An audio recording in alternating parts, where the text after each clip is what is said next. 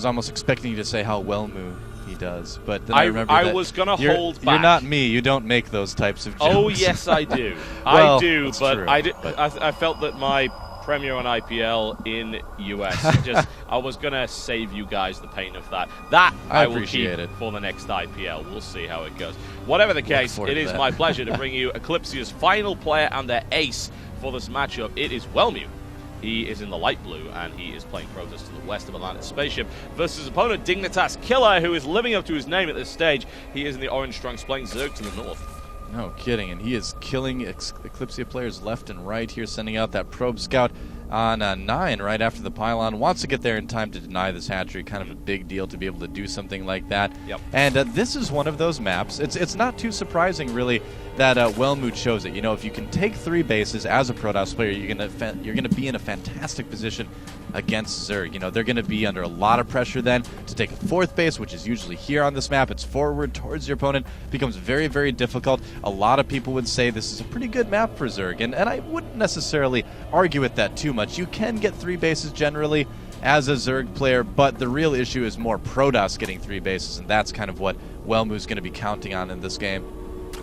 Pull first, needless to say, can't really do anything else, especially when you see your opponent's already got a scout right in your natural instinct. Yeah. Well, I could either try and get a hatchery down and just nibble at the probe for a while and waste a lot of time, or in this case, we could do that because the probe isn't anywhere near it, but hey, why not? Got a little bit distracted, yeah, I guess. Kind of surprised. Yeah, that was an opportunity to really stop that from happening, and it didn't force gas down or anything along those lines. The pull was at the appropriate timing, so...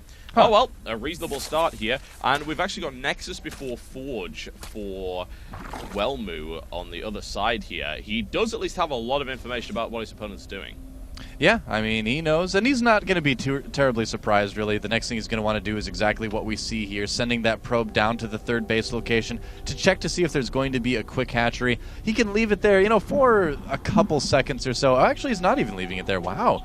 All right, so Welmu maybe hiding this probe for a second. I think that's actually what we're going to see. He knows that there's going to be a couple Zerglings out right now, so he wants to be able to come in a little bit later and watch for that hatchery going down at this point. No real reason to deny it, per se. If he's planning on going for a really fast 3rd Nexus himself, potentially denying the hatchery could hurt him in that regard, you know, make it a little bit harder for him to get that up. Yeah, it could. Let's see how well he's able to pull that one off. And hello, there we go. He is there at the right time. Many clicks were had that day. However, Killer does have himself a link to get rid of that, so unfortunately the denial didn't exactly last for too long, but a couple of seconds, not too shabby one way or the other. Yeah. I'm interested to see what Welmu decides to do here, because what I've seen from him in this matchup is he is very varied. I've seen quite a lot of Stargate play from him. Obviously, it's a kind of a bit... Well, it's not too late for that. He could certainly do it from this stage. Hasn't obviously rushed straight up to it. But he is very varied indeed. Well, however, this is going to be a +1, so we expect to see some Zealot pressure coming in on the 3rd. Yeah, I mean, like you said, he could still throw down a Stargate, but it's just... The thing with the Stargate play on this map, it's so big, you know, it's such a long way for your Void Rays to go. Yeah, you can clear out a few Overlords, but generally you're not going to expect to get a lot of damage from those. But a bigger, you know, possibly even 2-base Gateway Immortal push can be quite strong on this map. Even if your opponent knows it's coming, it's very difficult for Zerg to prepare and save that 3rd base. It is a little bit farther away. I mean, if we look at the rush distance between the natural and the 3rd, that's a little bit farther than on some other maps. So this 3rd base tends to be a little bit more vulnerable against that sort of thing. So maybe Welmu's thinking for something like that. We'll have to see. If anything's going to happen, it's going to be very, very soon, whether it be tech or a few more gateways potentially. I'm interested. Me too. Taking a while, a very, very economically focused build at this stage. Yeah. Oh, there we go. 3 more gateways being added on. Okay, 3 gates, so probably going to see some additional tech along with this, since it isn't just, you know, plain old more gateways. Now, on the Zerg side of things, if we look at what KilleR is up to, he's got his 2 gas finishing right now. Very normal timing with that. Went up to 41 drones, which is pretty normal at this phase. You usually get the Roach worn down the Evolution Chamber. Then if you can, you try to get out another round of drones. The goal here with this 3-hatch strategy is to get around maybe 70-ish drones and then be able to kind of use that to defend against whatever the Protoss is throwing at you, go into a much more solid mid to late game here. So we'll have to see. It looks like KilleR is able to make that round of drones. but he's going to be watching very, very carefully. You can tell he's checking things with his overlords. He wants to know if he needs to make units right now or if he's safe to make even more drones. Interesting. What is Welmu up to? Yeah. He's grabbed himself 2 more gas now, and he has got the Robo as well. That immortal push that you were mentioning could be coming along. Already got the +1, and that will immediately work on +1 armor as well. And do you go 2 base Colossus at this stage? Welmu has been known to do that. But the thing is, Welmu's also been known to do a hell of a lot of other things. So it's difficult to predict. And probably, well, maybe an Observer first. If it's an Immortal first, I think we can pretty much nail down what's going to be. And there's the Observer, so yeah, we'll be able to get some vision. Maybe decide if he wants to go for some sort of attack based on 1-1. Ah, and there it is, some Zealot pressure at the 3rd base. Looks like it should be handled. The Roaches, though, I gotta say, not being microed terribly well. Not really. I was kind of surprised that Killer isn't moving them out quicker. Now they're finally coming in. But with the +1, those Zealots are quite effective. And he's now going to add an Immortal on. And this is going to be really dangerous. Like, holding this 3rd base now is going to be extremely difficult. In fact, it's going to go down by looks of it before we even see any sign of an Immortal. Yeah, the Zealots could just turn at any time and just finish off this hatchery. The drone's trying to kite them.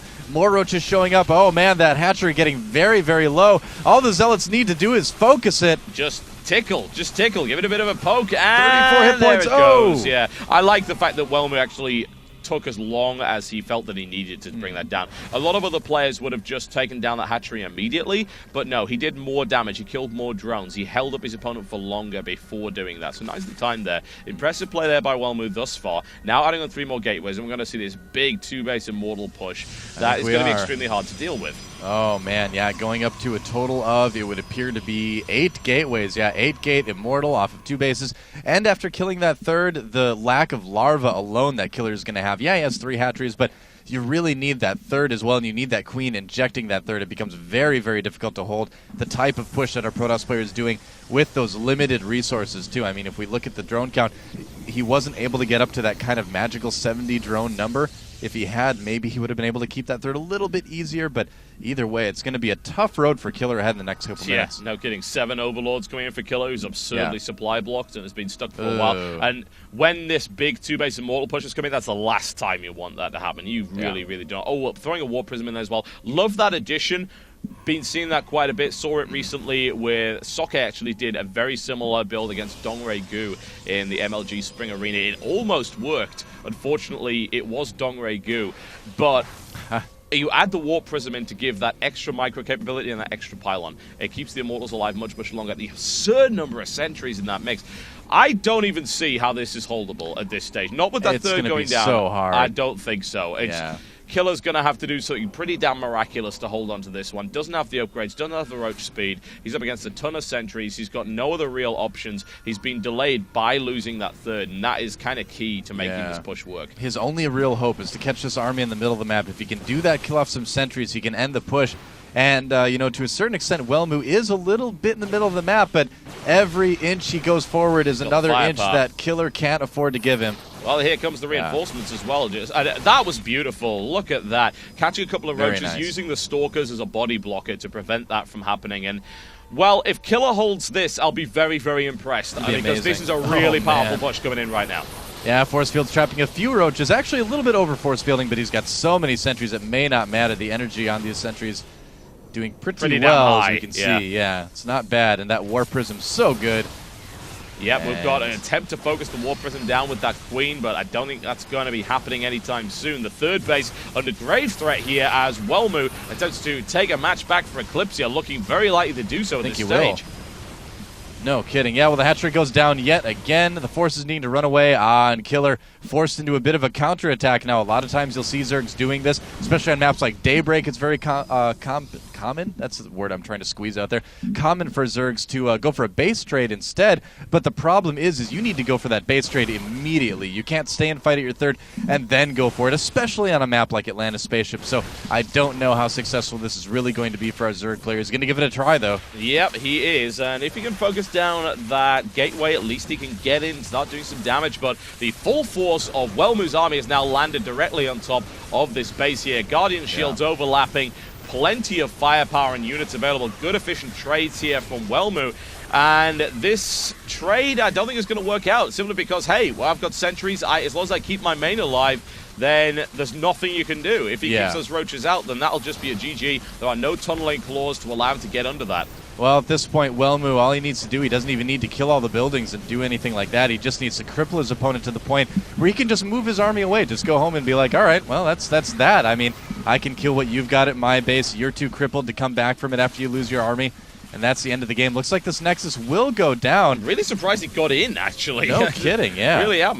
More sentries would have just kept that out pretty much indefinitely, but it looks like he will be able to do some more damage and make this game an awful lot closer than it should have been. But by the looks of it, it is going to end up being a win for Welmu. I just don't see Killer coming back from this point. Well, the unit count is a very interesting thing to see right now. Just 11 probes to, well, no drones, so that's going to be a big deal. Neither player having enough to really put up any more buildings at this point besides just gas buildings, and that's not going to be terribly helpful. So, yeah, it still looks like Welmu is way ahead. He's got the supply lead. He's got the immortals. Yeah, this it's up army's against just roaches. It's essentially a foregone conclusion, but Killer has that's dragged it out. And that's GG. it. That was the last unit, the last building going down. No ability to build anything else, and it's Welmu right back in there, the last man standing for Eclypsia, trying to bring